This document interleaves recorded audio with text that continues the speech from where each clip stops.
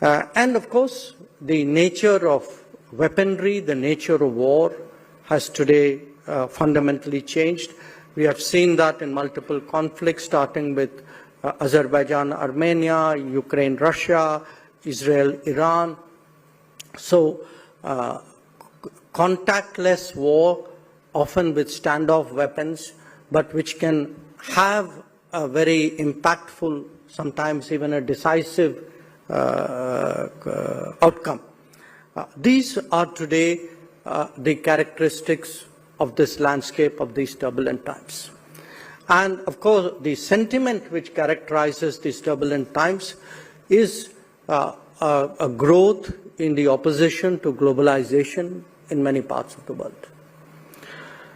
Now, it's not just that all of this is happening. All of this is also happening in a very short time frame.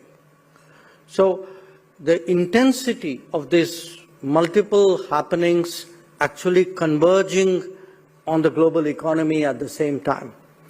This is today actually setting into motion a paradoxical situation where, on the one hand, the very factors which I referred to encourage higher risk-taking.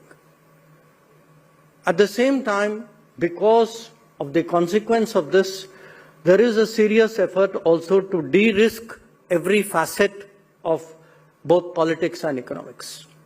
So this playing out of, it's almost like you're raising the height of the trapeze and removing the safety net with each passing day. And that is really today the state of the international polity. Now, the strategic consequences of this, I think, are quite obvious. We have seen a weakening, sometimes even discarding of international regimes and rules.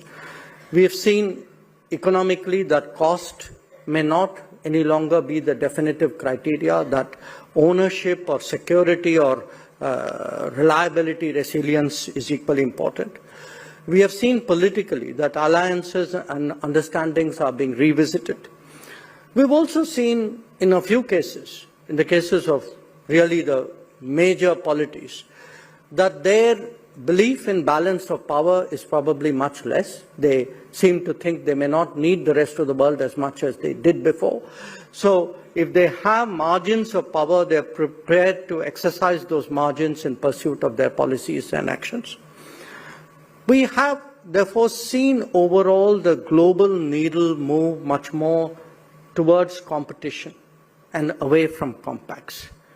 And that global needle is moving because there is today a tendency to weaponize almost everything. And that if a state has a tool in its toolkit, an instrument to be used, there is much less reticence, particularly on the part of the major powers, to use that.